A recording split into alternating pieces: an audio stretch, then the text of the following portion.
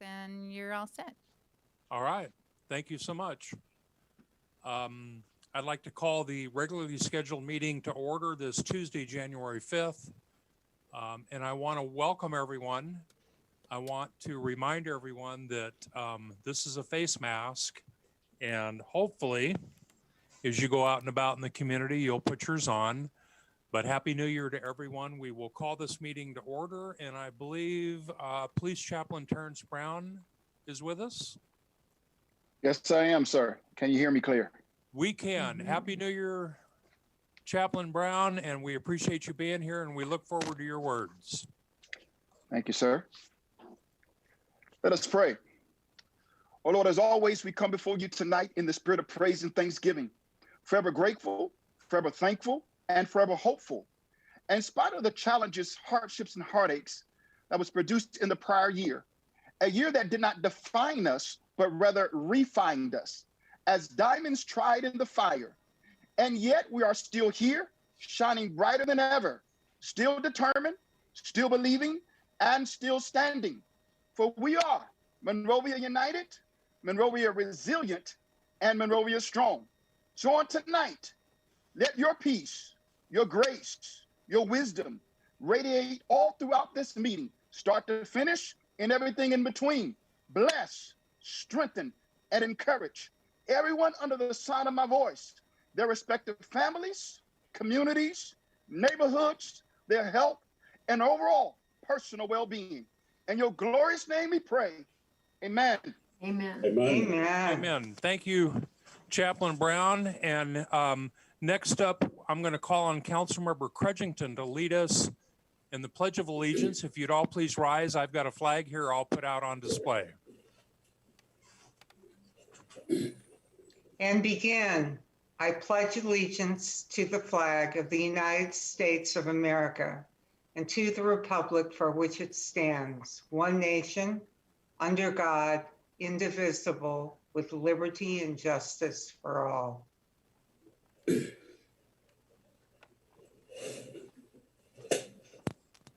Gloria, thank you very much. Appreciate that. We'll now call on our illustrious Master Municipal Clerk to call the roll. Council members Crudgington, Here. Shevlin, Here. Spicer, Here. Mayor Pro Tem Blackburn, Here. and Mayor Adams. Here, thank you. Okay, report of closed session. Mr. Steele, do you have a report for us? Yes, thank you, Mr. Mayor. The council met in closed session prior to the meeting this evening regarding the one item on the posted agenda, had a discussion with staff, and took no reportable action. Thank you, sir. Okay, now we'll move on to our student government representative. Sophia, are you with us? Mayor Adams, I don't see that Sophia is here, so I Okay, we'll have to skip that, but we wish her a Happy New Year. We'll move on to the consent calendar, and I'll entertain a motion. So moved. Second. It's moved and seconded. Is there any discussion? Any objection? Please call the roll. Council members Crudgington, Yes. Shevlin, Yes. Spicer, Yes. Mayor Pro Tem Blackburn, Yes. and Mayor Adams. Yes, thank you. And do we have any public input from the city clerk? We do have one item that came in the email. This is from Sari Canales, Executive Director of the Chamber of Commerce. She reports 14 new members for December, including Double H Builders, Spanish Adventures, Finch Tree A Division of Bartlett Tree Experts, Choice Windows, Bella Serra Trattoria, Garvey Roofing, Inc., MFPRP, Inc., Alistair Plumbing, Allreds Corporation, Window Max, Million Construction and Development, AKM Fire, Inc., Million Decor Design, and Delta Bind. Also, 23 members were dropped during December. There is a report attached to the email that is also posted to our website that shows those members and the reason for the drop. Lastly, Operation Save Our Restaurants has been extended to January 15, 2021. Flyers for that are also included on our website with this comment, and I'm sure on the chamber website. Other than that, just Happy New Year. Thank All you. righty, thank you. So that's the extent of our public input? That is all the public input. All right, thank you. Okay, we'll now move into public hearings, and PH1 is a public hearing for the formation of the City of Monrovia Community Facilities District number 2020-02. And you'll forgive me if I seem a little formal in what I'm about to read for those who may be watching at home, but this is a very formal process that's required by law, and we want to make absolutely certain that we do this correctly. So I will, this is the time and place set for the public hearing on the establishment of the City of Monrovia Community Facilities District 2020-02, the Town Place Suites. The extent of the district, the furnishings of specified types of public services within the district, and the proposed rate and method of apportionment of the special tax. This is a four-step process, and it is relatively formal, so we ask the public to bear with us while we conduct the process. First, we will open a public hearing and take a staff report. Then we will take any comments from the public and the property owner. Then we'll determine whether there has been a majority protest filed against the formation of the district, and if not, we'll conduct an election and vote on all of the required city council actions. City Clerk, has notice of this hearing been given in accordance with applicable law? Yes, the notice of the public hearing has been published in accordance with the Mello-Roos Community Facilities District Act, Facilities Act, and proof of such publication is on file in the city clerk's office. Thank you. Then I will open the public hearing. This public hearing is a little out of the ordinary due to the current stay-at-home order and the need to conduct this meeting remotely. We are accepting public comments by email to the city clerk. We're also offering the property owner the right to provide public testimony by telephone, since they are the only property owner impacted by this proposed special tax. When all comments have been received, the public hearing will be closed. May we have the staff report, please? Yes, thank you. Good evening, Mr. Adams and council members. Before you today is the formation proceedings for the Town's Place Suites Community Facilities District. As Mr. Adams mentioned, this is a very formal process, so we wanted to go through the steps and talk a little bit about why we form community facility districts, otherwise we call CFDs.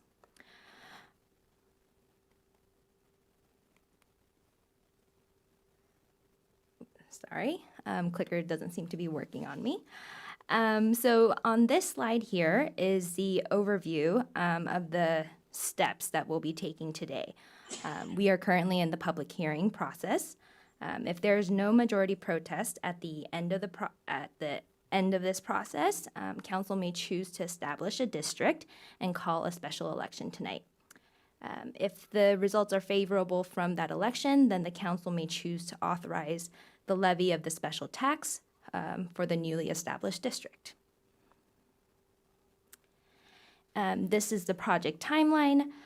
This project sits on 1.71 acres and is to be a 5-story hotel with 109 guest rooms. The project was entitled back in September 2018, and the City Council initiated the CFD process in this past December with the intent to form and scheduled the public hearing for this evening. As you can see on the image here, the dirt path, dirt lot that we're so used to is actually the site of the future Town Place Suites if this CFD process were to be completed today. As you can see, the Taco Bell is here to the west, and it's at the southwest corner of West Huntington Drive and South Myrtle Avenue. Next slide, please.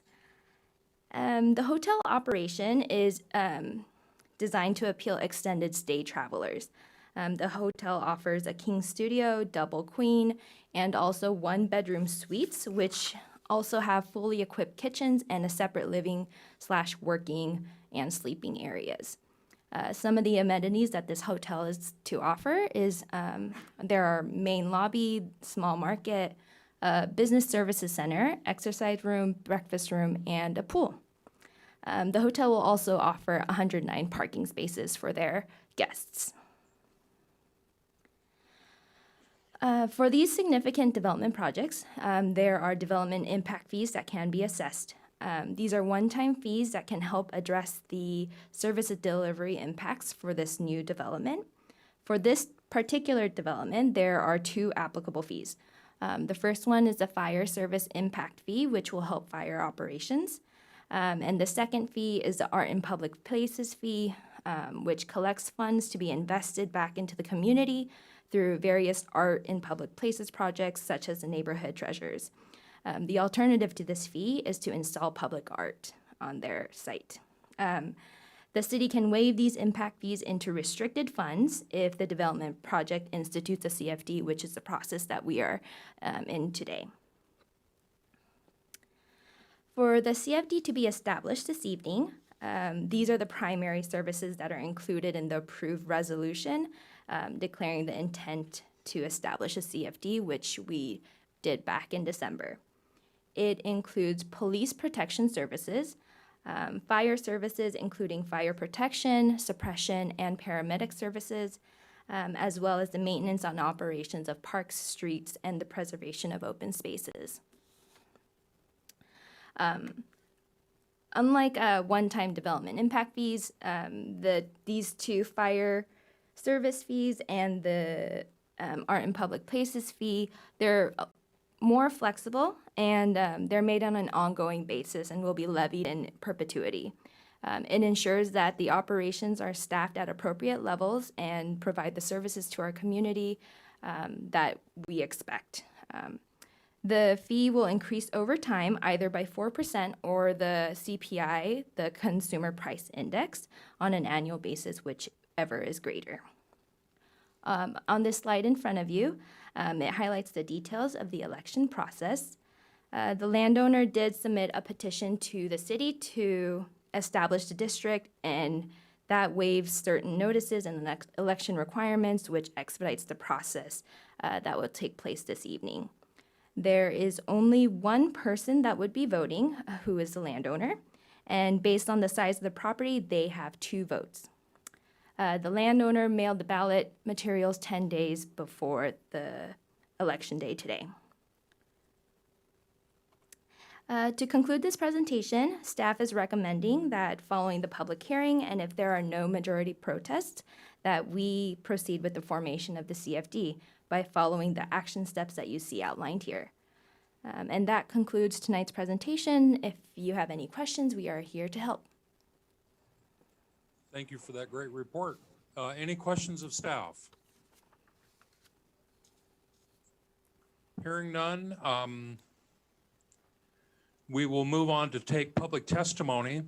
We will now take public testimony. I'll first ask the city clerk to read any public testimony that has been submitted by email to this point. After that, we will let the property owners speak by telephone if they choose to do so.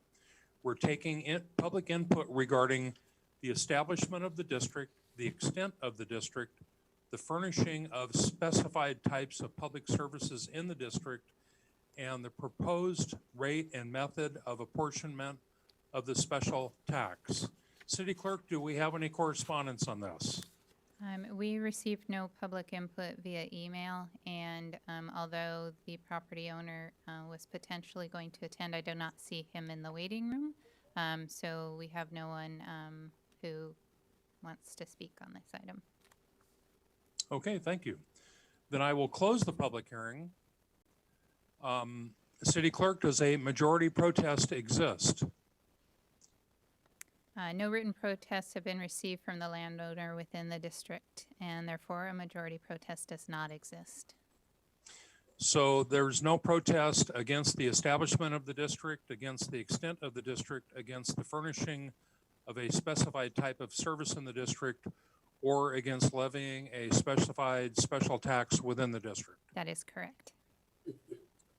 Okay, At this point, because a majority protest does not exist, it is appropriate for the city council to consider resolutions to form the district and to call a special election within the district. Is there a motion and a second to adopt resolution 2021-05?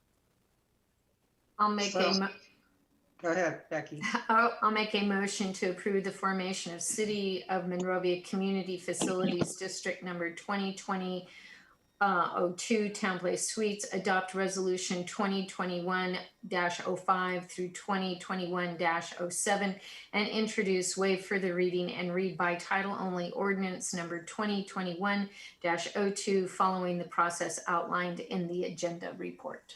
I'll second that. And I'm sorry, because of this formal process, we actually have to take each of those items. So I know that's what is stated in So the we're gonna- agenda. So thank you. I wish we could fly through, but we're just going to first consider that 2021-05, and then Mayor Adams will walk us through each of the others. Oh, Thank okay, you.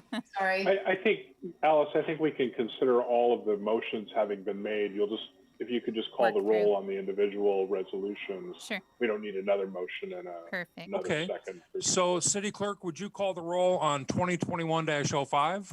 Yes, council members Crutchington, Yes. Shevlin, Yes, Spicer, Yes. Mayor Pro Tem Blackburn, Yes. and Mayor Adams. Yes. And then would you call the roll on 2021-06? Council members Crutchington, Yes. Shevlin, yes, Spicer, Yes. Mayor Pro Tem Blackburn, Yes. and Mayor Adams. Yes. Thank you. can I ask you, I'm reading from the agenda, did that get changed? Because in mine it says 07, not 06. There are three resolutions. 07, I think, comes later on in our process. Either that or I have a typo. I'll have to look as we go along. I'm sorry. Okay, Okay, so we will now open the election. With the adoption of Resolution 2021-06, we are now going to hold the election for the levy of the special tax and the establishment of the appropriations limit for the City of Monrovia Community Facilities District number 2020-02. City Clerk, have you received the ballot from the landowner in the district? I have received the ballot, and I find that all ballots in the election have been submitted, and declare the election closed. So will you canvass the ballot? I will do so. The suspense is killing us. I even drew it out, forgetting my handy little opener. Okay. Well, the canvassing board for the City of Monrovia Community Facilities District number 2020-02, special election held on January 5th, 2021, has completed its canvass of the ballots, and the canvass was as follows. 2 votes were cast in support of the proposition, and 0 votes were cast in opposition to the proposition. Therefore, the proposition was approved with 100% vote in favor. Thank you. and I apologize, the agenda said 5 through 07. That's it. So that obviously includes 6. Okay, thank you. Consideration of resolution and ordinance declaring results of the election. At this time, it is appropriate for the city council to consider the resolution declaring the results of the special election, the ordinance authorizing the levy of the special tax within the district, and the resolution providing for the levy of the special tax. Is there a motion and a second to adopt resolution 2021-02? And I will jump in, and that is where I do have a typo in your script, Mayor I do. Adams, and so that should there reference that 2021-07. 07. Okay, is there a motion and a second for, So moved. Second. okay, it's moved and seconded. Any discussion? City Clerk, would you please call the roll? Council members Crutchington, Yes. Shevlin, Yes. Spicer, Yes. Mayor Pro Tem Blackburn, Yes. and Mayor Adams. Yes, and that was to read by title only and waive further reading. I'll now call on the city attorney to read it. I'm going to do one more roll call. I have messed you all up. I apologize for that. So that motion and roll call was for Okay. 2020-107. I can just do a roll call now for the ordinance 2021-02. And then we're done with roll calls on this, I think. Council members Predgington, Yes. Shevlin, Yes. Spicer, Yes. Mayor Pro Tem Blackburn, Yes. and Mayor Adams. Yes, thank you. And I'll now call on the city attorney to read it.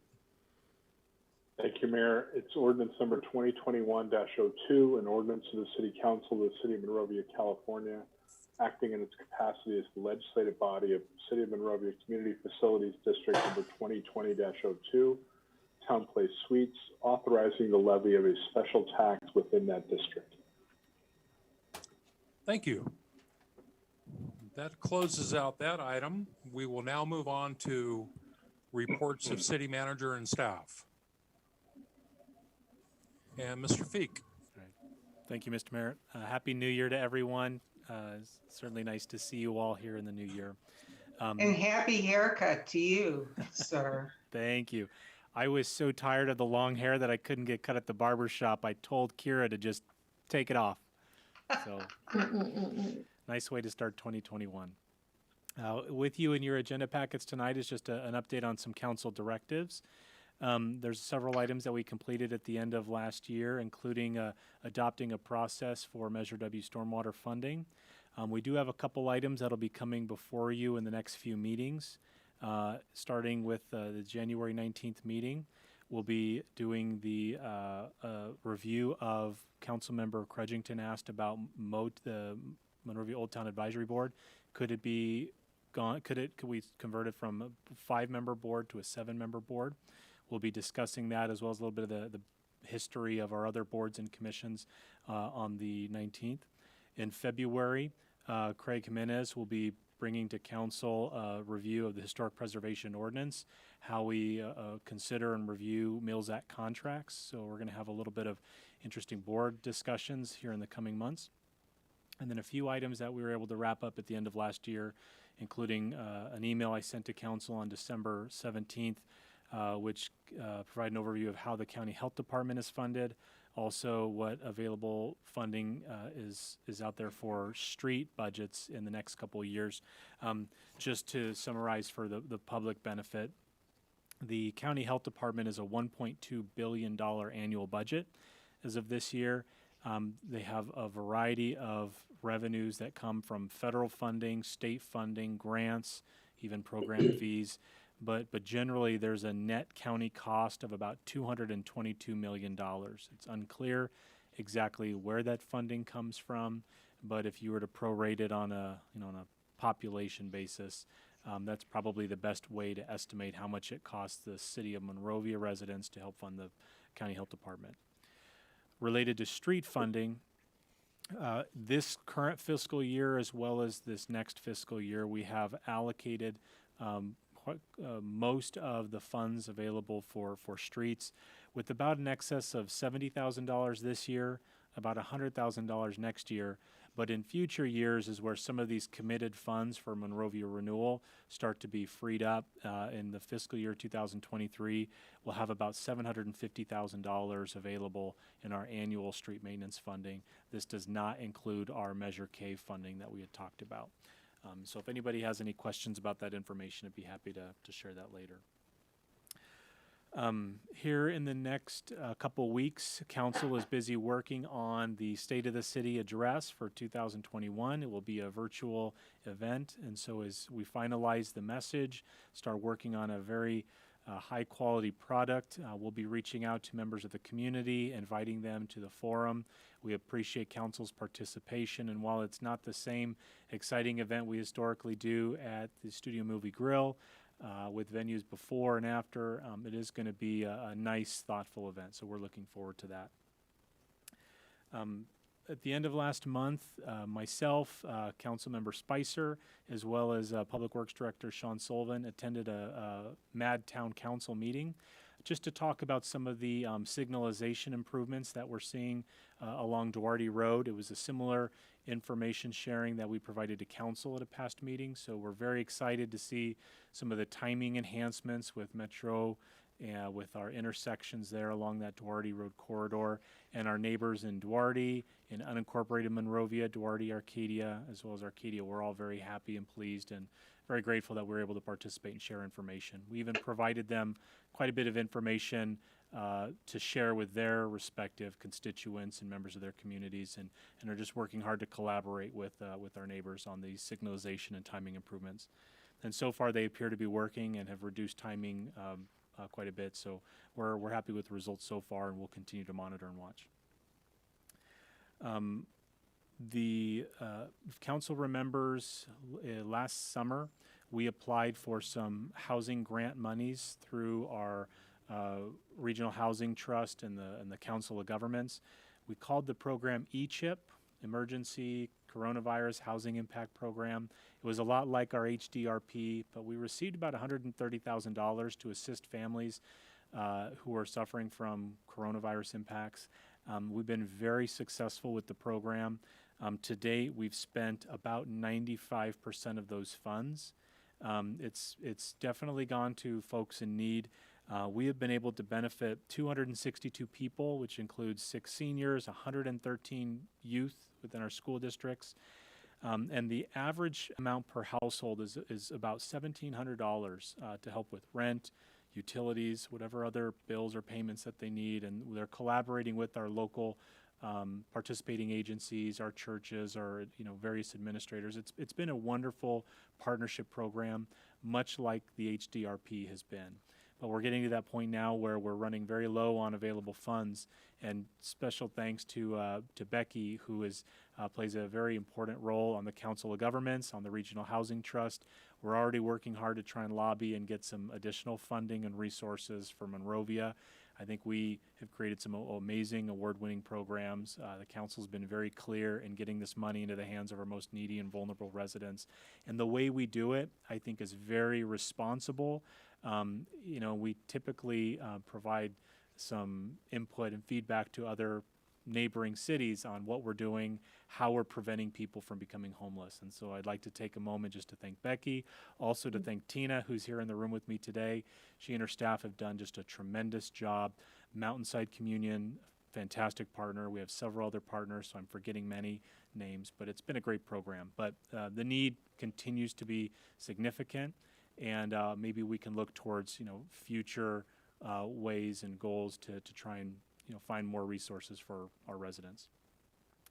The final item that I want to share, and council is well aware, the community is well aware, we've issued several press releases and important information to the public, but we had unfortunately, we had a shooting on December 23rd and a homicide here on the south end of town on Duarte Road.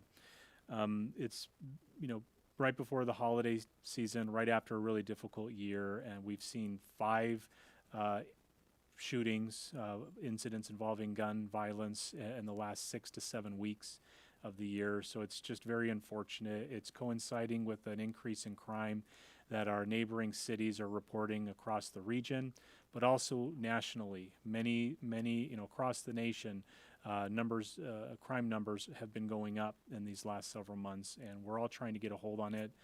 Many folks are asking if the gun violence is all related. At this point, it's not. But there are incidences that involve gang violence. There's incidents that involve just civil disputes, and we're still investigating some others. And so as we continue to work through these, we are spending a lot of time reaching out to our neighborhoods. After following the shooting on the 23rd, our Community Action Activist Policing Bureau, our CAP team, went down and met with some residents, and we're looking at creating a neighborhood watch in the area. In addition to shootings, we've also experienced, we've seen people experiencing homelessness down there, looting, creeping through backyards in the middle of the night, a lot of unsettling things for the residents down there. We want to make sure they know whom to call, they have our contacts at any time, night or day, and more importantly, that we're able to provide an immediate, quick response to get down there when there is a need.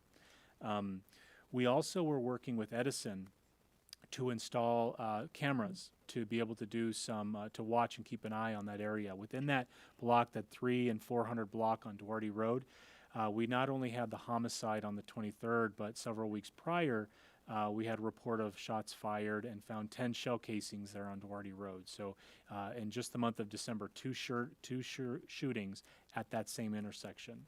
And so getting some cameras up to help us identify what's going on, to keep a more closeful, watchful eye, and then also be able to show our residents that we really care and we want to be as proactive as we can, ready to respond. So we'll continue to investigate the homicide, provide more information as we can. Alan and his police department are working closely with neighboring police departments to try and, solve some of these crimes. And we, look forward to hearing more good news from them in the coming weeks and months to come. That constitutes my report this evening. I'd be happy to answer any questions you might have. Yeah, me too. I have one.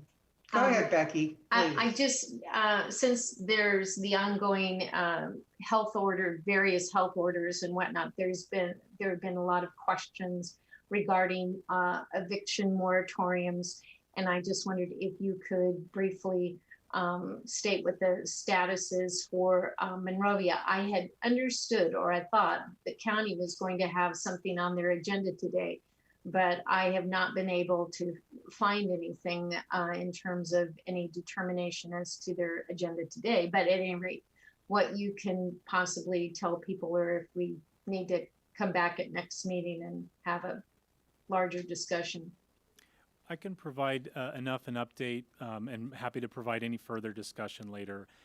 Right now, the state of California issued its own residential eviction moratorium, which is set to expire on January 31st, 2021.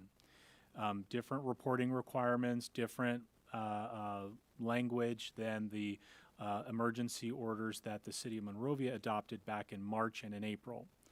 And to my knowledge, the county had discussed eviction moratoriums for residential, but right now everybody's waiting to see what happens with this statewide order. And Craig Steele's office has been very closely monitoring. At the time the Assembly Bill 3088 was adopted, we decided to leave our local emergency proclamations, our local ordinances in place and take kind of a wait and see approach. And because the state never did anything with commercial eviction moratoriums, ours remained in place throughout. So at this point, we're waiting to see if the legislature does anything to amend the Assembly bill to extend the eviction moratorium. I'd anticipate there to be significant public support for doing so. But as far as the city of Monrovia goes, our emergency ordinances we adopted at the end of March, the beginning of April, for both residential and commercial eviction moratorium remain in place and will remain in place for 6 months following the council's decision to lift the eviction moratorium, to lift the local emergency declaration. So we'd be, perhaps in the coming weeks, as we hear more about the legislature and their session, what they're going to do, perhaps we can bring more of a formal update to council, and we'll be watching our website to update accordingly as well. We tend to get a lot of questions about state, county, and even our local emergency orders, and so it's really difficult for people to, for everyone, including us, to keep an eye on what's going on. Thank you. Dylan, at a prior meeting, speaking of SCE, they were going to replace bulbs on Ivy across the street from City Hall. Have they done that? They have. Thank you very much, Gloria. I actually had written it on my notes and skipped over it. Yesterday, they installed the new LED lights here on Ivy Avenue. If you drive north or south on Ivy, you'll be able to see the high-pressure sodium bulbs, and then on that block between Lime and Lemon on Ivy, you'll be able to see the 3,000 Kelvin LED light bulbs, the 70 watt, which looks significantly better than the 140 watt, which were put out by mistake. However, before we make any decisions, if memory serves me right, we wanted Becky, Gloria, and Larry to come out and take a look, and certainly invite Tom and Alex, anyone who wants to, come check out the lights. We'll put it out in another city manager update. They do look significantly different than what was there before. But we want to hear what you think before we decide whether to proceed or not. But they are up, and they look better than the mistake before. So they're across the street from City Hall. Correct. Okay. They were also going to give us some street names in Arcadia that we could see larger areas that were using those lights. So we In could take a look. residential neighborhoods. Right. We'll get some names from Arcadia. One thing we didn't want to do is I didn't want to tell council and our community members to go to Arcadia to go look. We told Edison, we told our contractors, get them up here first. But we'll get some additional locations, and but so you can go look and see. And there's even some here in the area, but we'll make sure we get those out so you can check them out. We're not in a rush to do this. We want everybody to be happy. Yeah, because I'm a Wildcat, not an Apache, you know. We were going to put some big floodlights there around Larry's house and just make sure that we lit it up so he could see anytime, day or night. It'd just be nice to see it in a more residential setting. Good. Any other questions for Dylan? If I could just add one additional point on the eviction moratorium. Yes, I'm please. sorry, Mr. Adams. The one thing, just as we encouraged folks when the state law got adopted, I just want to re-encourage folks to renters should really pay attention to notices from their landlords, especially as we get to the end of January and this state law may expire or may be extended. We don't really know, but there are really tight time deadlines for people to respond to notices from their landlords. And so we don't want folks to just sort of rely on the fact that the city's ordinance is not going out of effect at the same time. We want people to be, to really focus on complying with both the state law and the city ordinance to make sure that they get the maximum protection under the law. And so if you get a notice from your landlord, you really pay attention to it, ask for some help from a lawyer if you need some, but make sure you're paying attention and responding to any notices that landlords may start sending out at the end of the month, thinking that the state law is kind of the end of the discussion and may not be. So hopefully we can provide helpful information if need be, but we really want to encourage folks to pay attention to those communications from their landlords. Thank you. And Dylan, when you bring back this eviction report, my understanding was LA County went back and amended their commercial eviction ordinance to not protect multinational companies, and ours did not. So as I understand it right now, the Monrovia rule, for lack of a better word, is protecting like Shell Oil and companies like that. So if you could bring that back when you do your report, I'd appreciate it.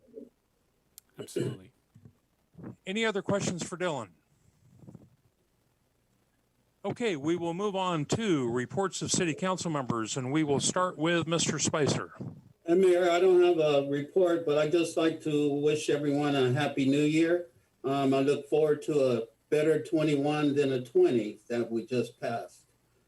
So happy new year, everyone. Well said, well said. Mrs. Shevlin. Thank you. Yes, Happy New Year, everyone. And I think we all just pray 2021 is going to be a lot better than 21. I did want to mention that on Monday or yesterday, the Monrovia Community Coordinating Council met, and our presenter yesterday was our very own Dylan Feek, and he did a great job at giving a little overview of 2020 and a little foretaste of maybe what we can expect in 2021.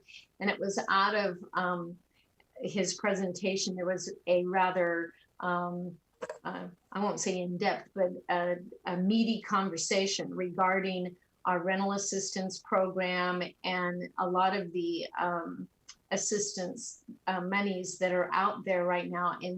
And that's the trouble with so many grant programs. It's for one and only time money. And so I did state that through the COG going forward, especially in 2021, we've already started having these conversations. But there's so many of these programs that have been exceptionally successful, and Monrovia is being one. And they've helped so many people, and it's going to be very, very hard and unfortunate when those monies disappear or they have been all expended and distributed. So we're really pushing very hard on the county Measure H funding and other funding legislatively through the state of California, and any source that we can get to, so that some of these programs can continue to be funded, because we've done a much better job than the county at addressing some of these issues, and we want to continue helping our residents. So we are actively working on that. And I guess much of the complaints, or many of the complaints, has to do with, there's always a lot of talk about planning and things like that, and surveys and whatnot. But we've actually been able to do something. We want to continue that. And on that line, in that vein, on December 17th, Tina Cherry and I did go with COG staff, Brian McCollum, who's our homeless director. We went over and we visited the Arcadia Resource Hub, which is another one of these programs that has been funded. It should be funded through the end of May, but it's over at the Arcadia 3 Par on Live Oak, and it's way down the driveway. It's all screened in with green screening on chain link fence. They have a fantastic little resource hub there. It's once a week on Thursdays, and it's limited hours. I want to say 10 to 2, something very close to that, but they have laundry and showers, and they give serve lunch. But that most importantly, they've got the contacts there for services. And they've been able to contact with a lot of people. The placement of the resource hub is perfect, because it's right off the Wash Trail there, and there is a homeless encampment. And they have been able to reach many. There were some complaints that it was attracting, bringing in homeless from outside of the area, and that has not occurred. And we're hoping too that the Arcadia, this resource hub, will be able to continue on past May too, because they're doing a very good job. They also have paramedics there to address various health issues and things like that.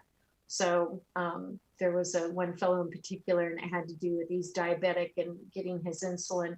So they really have provided a very great service there. But again, we are working legislatively. Tomorrow at the homeless committee meeting for the COG, we're going to have presentations on Project Home Key. That's the program where they're talking about converting the room key to home key, where that's at, and also the Pasadena accessory dwelling unit and single family home shared housing program. William Huang from the housing director in Pasadena will be presenting that.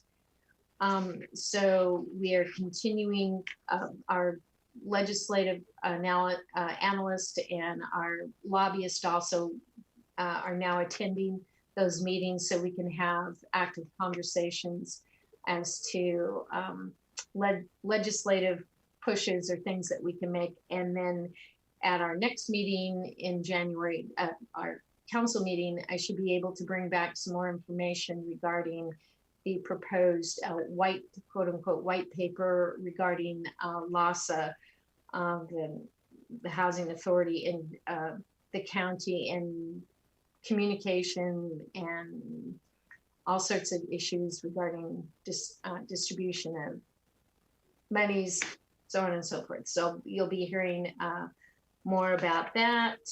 And I do believe that's it. And again, Happy New Year. Thank you. Thank you, Becky. Mrs. Crutchington. there's a lot about to happen regarding stormwater. There's a lot happening this week.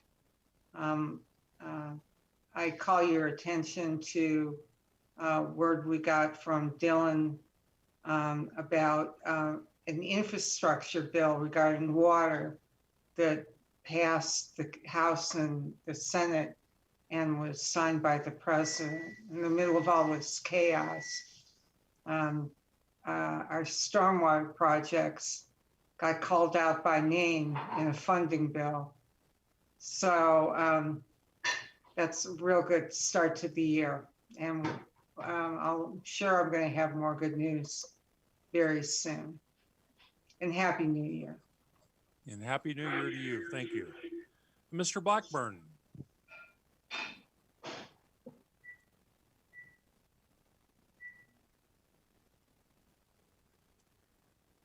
Hello, Mr. Blackburn. Are you calling me, Mayor? Pardon? I had to turn off my headset there, which was malfunctioning. Yeah, no, It's I have no report. Thank you. Okay, thank you. And I just want to wish everyone a very happy new year.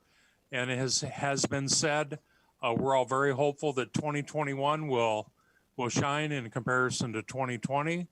We're glad to get that behind us, but we're not out of the woods yet. I do want to again remind everyone, wear your masks if you're out there in public. The COVID-19 numbers are spiking beyond, I think, what any of us thought would happen. So please wear your mask. Thank you, Becky, for putting yours on. Wear your mask, social distance, and do all the right things. And hopefully we can turn this around and make this year a better year. So thank you all. We will be adjourning this meeting shortly, but don't run off, because right after this, we have our successor agency to the Monrovia Redevelopment Agency.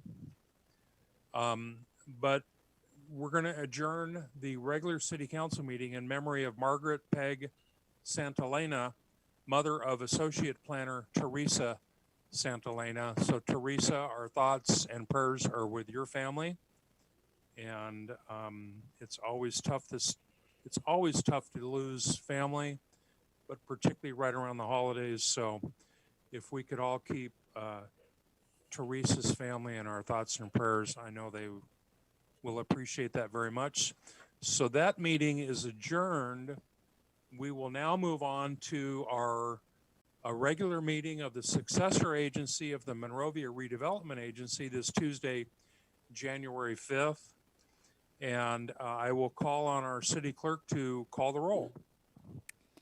Yes, board members Crutchington, Here. Shevlin, Here.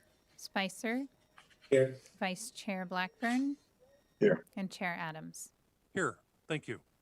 I'll entertain a motion on the consent calendar. So moved. Second. It's moved and seconded. Is there any discussion? Any objection?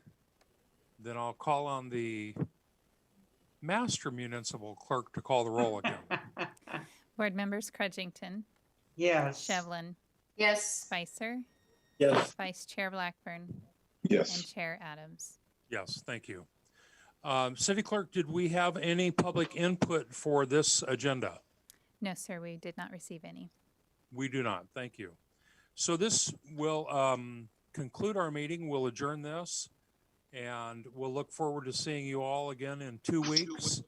And until then, make sure you mask up, socially distance, make sure you keep your hand sanitizer handy, and hopefully we'll get all through this. So we'll see you all in 2 weeks. Thank you for being here tonight. We appreciate you very much. Thanks. Stay safe, stay healthy.